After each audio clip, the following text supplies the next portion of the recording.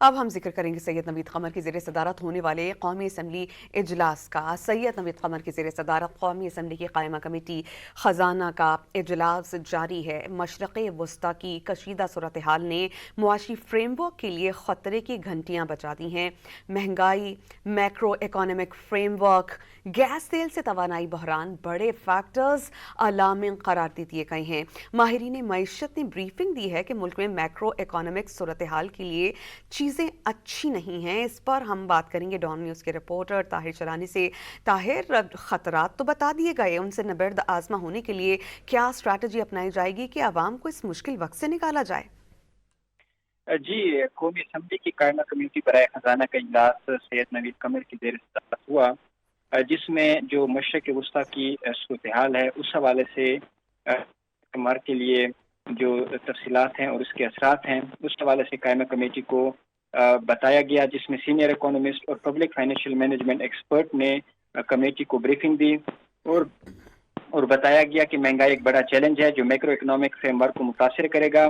پاکستان میں بجلی کی بڑی مقدار RLNG اور فرنس آئل سے بنتی ہے۔ RLNG اور فرنس آئل کی سپلائی متاثر ہو چکی ہے۔ لوڈ شیڈنگ کی وجہ سے بھی یہی ہے کہ پیداوار متاثر ہوئی ہے۔ گزشتہ 2 ماہ میں کمیٹی کو بتایا گیا کہ پیٹرول مصنوعات کی قیمتیں 42% مہنگی ہوئی ہیں، کیونکہ پیٹرول کا 80% استعمال ٹرانسپورٹ اور لاجسٹک میں ہوتا ہے۔ ملک کے کچھ علاقوں میں کمیٹی کو بتایا گیا کہ اندرون شہر کرایوں میں 100% تک کا اضافہ ہوا، جبکہ بعض جگہوں پر اندرون شہر کرایوں میں 40 سے 50% اضافہ ہوا۔ پاکستان کے 60% ایکسپورٹ ابھی بھی ٹیکسٹائل پر مبنی ہے اور فریٹ کاسٹ کی وجہ سے ملک کی ایکسپورٹ متاثر ہو سکتی ہے۔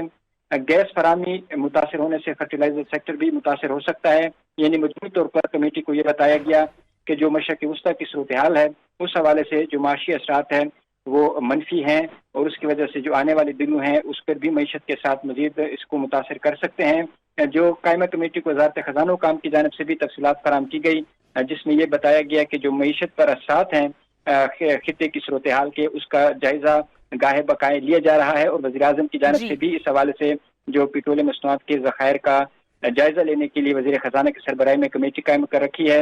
جو ایوالونگ سچویشن ہے اس کا بغور حکومت جائزہ لیتی ہے۔ جی بہت شکریہ طاہر، آپ اس بارے میں ہمیں اپڈیٹ کر رہے تھے۔